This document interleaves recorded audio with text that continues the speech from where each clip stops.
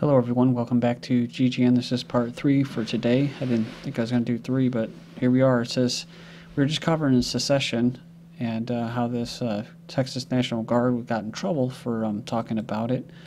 Also, Texas School Board banning the Confederate battle flag because it incites prejudice and racism and bigotry and the idea of slavery. Really, like I've mentioned before, it was a symbolic transformation from physical bondage and slavery, which many white people and Europeans were involved with, along with black Africans, into financial bondage, debt slavery. So, debt slaves. But they don't like to ever talk about it. So here we covered this. The Southern Poverty Law Center, it basically campaigning against liberty-driven organizations. They said here that this time they found the long underappreciated serpents nesting in our midst, notorious fellow travelers of the Patriot movement known as anarcho-capitalists. It says in the past they've been known to attack so-called conspiracy and patriot groups as well as citizen militias, none of which are proponents of aggressive force. Even the militias are only advocates of self-defense. Those propaganda campaigners are still in effect, but now are being expanded to the newly popular libertarian varieties of anarcho-capitalism and voluntarism, essentially the belief that all human interactions should be chosen and voluntary. The article at Reason goes on to discuss the possible financial motivations behind these new propaganda campaigns, stating that the Southern Poverty Law Center piece is intended to yet again tighten the sphincters of donors while loosening their grips on their checkbooks. Reason writers have long pointed out that the group is increasingly preposterous and irresponsible in its search for monsters under the bed. So it says these days the group specializes in guilt by association, often really distant association, resulting in highly unlikely and even laughable threats. And they say it's nothing more than state propaganda. I'm just going to go ahead and say it's a Zionist-run organization and it's targeted towards white Christians, because if this shit does hit the fan, they're going to be aware of the Zionists trying to get their tentacles back into society, politics, and the economy, and that's why they're a big threat to them. Survivalists worry preppers will be scapegoated for the recent shooting in Connecticut. So they go on there and suggest that his mother was a survivalist who stockpiled food and weapons. Preppers have gone online to express concern that they might become targets of unwelcome attention. This isn't new, though. This video came out December 15th, saying a doomsday prepper was raided by SWAT FBI after criticizing Obama. Fear over weapons. This is a mainstream news.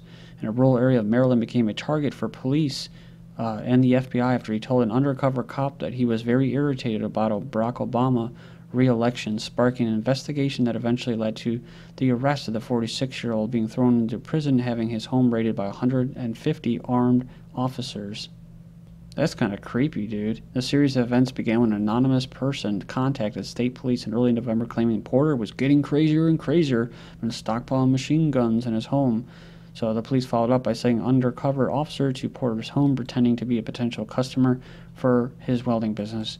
The person that contacted him was probably an undercover cop as well. Yeah, and they mixed it in with the homeschooling disinfo too. I see that in the media, mainstream media, where they always promote the same things, like vaccination, elections, and forming governments, and disarray, and their version of feminism and alternative sexuality, LGBT stuff. They're always pushing that, and then they always demonize things, people that would be considered preppers or conservatives or homeschoolers as ignorant racists that are violent. We have Facebook now suspending accounts which question the mainstream media's reporting and accounting of events. I guess this individual was blocked. It says, I guess now Facebook is in the business of shutting down the accounts of journalists who question the mainstream media's reporting of the news. Saturday night, he was alerted by Facebook that he would have to wait 3 days until he was able to log back in. He was informed the reason for this was, Facebook's statement of rights and responsibilities. I was further warned that if you continue to abuse Facebook's features, your account could be permanently disabled. So, and you go in there and check it out. Like I said yesterday, everybody was worried about our Second Amendment, but it's your First Amendment that they're really going after, your ability to talk about these events. And they just overload you with information in the public So it's just your head spinning and you're like, oh, it's madness. I can't take this anymore. The world's going to the hell in a handbasket, which it technically is. But it's they want you to say, instead of just voluntarily turning out and tuning out and not watching your television, people being the way they are, like children, want the government to create laws to ban and chill free speech. Kind of like, like with violent video games. Well, just don't play them or don't let your children play them. But you can't ban a market from creating something like that. China detains 100 plus people for doomsday rumors. Detain more than 100 people, among them members of a fringe Christian group, for spreading rumors about the world's impending end. So it comes ahead of December 21st, a date some say, no, that's just the mainstream media. Actually, the Mayans said something else, but the Mayans prophesied it would be the end of the world. No, it was the end of their long count calendar and the beginning of a new cycle. But again, they'll just keep twisting it. So even in that right here where they're trying to downplay it, they're actually promoting that idea, that misconception. I'm just so irritated by it. Can't wait till we get till next year. New USDA rule would speed poultry processing lines, and says it's worrying inspectors. Well, of course, right? Like, it's not bad already. It goes on here. It could threaten and harm workers. It would allow companies to speed up production lines from 35 birds per minute per inspector to 175 per minute, a 5-fold increase. It would also cut the hundreds of federal inspector jobs and turn the responsibility for spotting defective or diseased birds to plant employees. Jesus, that's not good. Let's just get organic if you can afford it. And like with Facebook, just close your account. That's how you fix that. More than 5,000 NHS staff off sick every day with vomiting bug, and 100,000 are struck down in a week. This norovirus has reached a 5-year high. 900,000 people have been hit by the virus since the summer, and it's kind of weird because I actually got sick along with some other people where I'm living this past summer. More wet than white in Christmas run-up. So is it the aerosols? Are they adding extra ingredients to these stinkers? Because just recently, again, people are getting sick right around the same time as they've been really pounding us with these chemtrails. Forecasters warn of 7 days of unsettled weather as rain systems sweep to the UK. Heavy rain. So just like over here in the U.S., just nothing but chem rain, the drizzle, long drizzle rain, and mild weather, just like last winter. And like I told someone yesterday, or was it yesterday? Yeah, that they should. I wish they would just stop jacking with the weather, because they're just making it harder for people to become naturally acclimated to the cooling process that's going on. So when we do go into somewhat of a mini ice age or an ice age, people won't be ready for it because they're gonna be used to this warmer weather. So, BBC told to put more gay presenters on the children's television to familiarize youngsters with different sexualities. They said the gay presenters would validate the feelings of gay children. They said it was very important for young people in their formative years. Yeah, that's the same thing when they talk about trauma-based mind control. They like to traumatize them while they're below the certain age, and then they can program them. So it says here that BBC News gave too much time to homophobic viewpoints. Goes on, it says that a panel of 9 experts said youngsters should be introduced to sexual diversity in their early years. It says that BBC should seek and incorporate and portray the portrayal of LGBT people, look at this, within programming targeted at children. That's why they call it programming. Gay Marine proposes in the White House. Says an active U.S. Marine Corps captain proposes to his partner in the White House this past weekend, dropping to his knees in front of the number of tourists who snapped pictures of the new couple. They wanted to propose where we went for our first date to the LGBT Pride Month reception in June. The young couple was, blown away by the amazing love and support they have received. The newly engaged couple has received congratulations from Americans across the nation. Then you have a photo of a trans model gives Michelle Obama Realness for Candy magazine. Candy, the best and first transversal style magazine, features trans model Connie Fleming giving First Lady Michelle Obama a run for her money as their candidate choice. Same-sex Army wife banned from joining officer spouses club at the Fort Bragg. So it says here the banned spouse is a newly wedded wife of a female lieutenant. Ooh, another officer. Then you have a feminization of the black male I saw this coming through. You can check out the politics of black homosexuals. So it says, because black manhood is in a crisis situation, we need to decide to make this lecture available. In August 2012, Japanese men discover their feminine side. Japan is seeing an explosion in sales of male beauty products and the spread of male cross-dressing.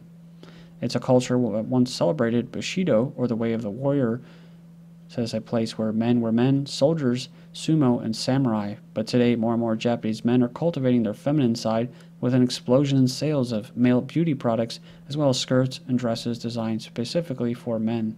Cross-dressing is becoming more mainstream in a society that once had rigid gender lines. You know, they, for the most part, used to be pretty closed off, but they like the Western style, especially like literally like the Western jeans. I think I heard this, that Japanese buy old, used cattle ranchers in the U.S., their jeans, when they're worn out, they send them over there and they sell them for like hundreds of dollars.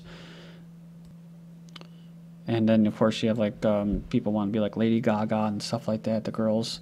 Lack of babies could mean the extinction of the Japanese race from May 2012. Japan has a problem, a lack of children. And it says there's going to be even fewer in the future.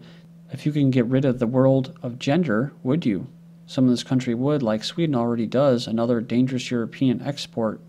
Swedish social planners are busy constructing a society that entirely erases traditional gender roles and stereotypes at even the most mundane levels, according to an online journal, Slate. It says that there's no better place but Sweden to a preview of what the brave new world of gender neutrality may hold. This year, the Top Toy, one of Europe's largest toy companies, submitted gender neutrality training after censure for sexism from Sweden's advertising ombudsman. The result was a Christmas catalog featuring boys blow-drying a girl's hair or playing with Barbie Dreamhouse and girls playing with gruesome action figures. A teen wins a fight for less girly, easy-bake oven. So Hasbro adjusts colors, marketing in wake of McKenna's Pope's campaign. France banning contested chemical BPA in food packaging. So it says here a chemical that's thought to have a toxic effect on the brain and nervous system, but actually it's feminizing boys and men. 22 stats that prove that there is something seriously wrong with young men in America. Saying we have raised an entire generation of young males that don't know how to be men, and many of them feel completely lost. And it says here, why is this that the mass murders always are young men, and why don't young women behave in the same way? They said that they're basically they feel so lost that they snap in very destructive ways. I think it's just part of human nature. You know, men externalize things and women internalize things, you know. And they see role models and people who are supposedly men who are basically man whores, take steroids and like to get in fights, you know, instead of the code of chivalry and, you know, that type stuff. It also says in the olden days, our young men would gather in the streets or in the parks to play with one another after school, but today most of them are content to spend countless hours feeding their addictions to video games, movies, and other forms of entertainment. So they said several decades ago, men in America moved away from home, got married, and had children much earlier than they do now, but the young men of today want to put off the markers of adulthood. So it's kind of interesting, though, because many people have to move back with their parents because they can't afford anything else. They don't have a job, and they can't afford a marriage or have kids. So it goes a lot deeper than than just cut and dry stuff. This is the result of engineering. So if you want to blame the people that are the victims of this engineering, go ahead, or you can also shed some light on the people that are doing the engineering. Premiere of the bloody Quentin Tarantino Django Unchained movie has been canceled. The movie is still scheduled to open on Christmas. A Quebec doctor who killed his children released from prison. They deemed mentally fit after less than 4 years in an institution. He stabbed his children 46 times and was freed after 46 months. Ohio spares man that's too fat to be executed. Also, 9 states executed people in 2012. It's a 20-year low. Jailed without conviction behind bars for lack of money. 10 million people are jailed each year for crimes large and small. And most can't get out because they can't afford bail. That's the justice system. So, Jenny Rivera's death has been connected to a Mexican drug cartel. Also, Fast and Furious gun found at site where Mexican beauty queen was killed. U.S. weapons help fuel Mexican gang violence. Actually, it's the war on drugs. that increases the violence. In Latin America, there's critical mass urging to end the drug war, but the newly elected Mexican president wants to escalate the drug war, which is why there was Mexicans protesting his swearing in as president. Thank you.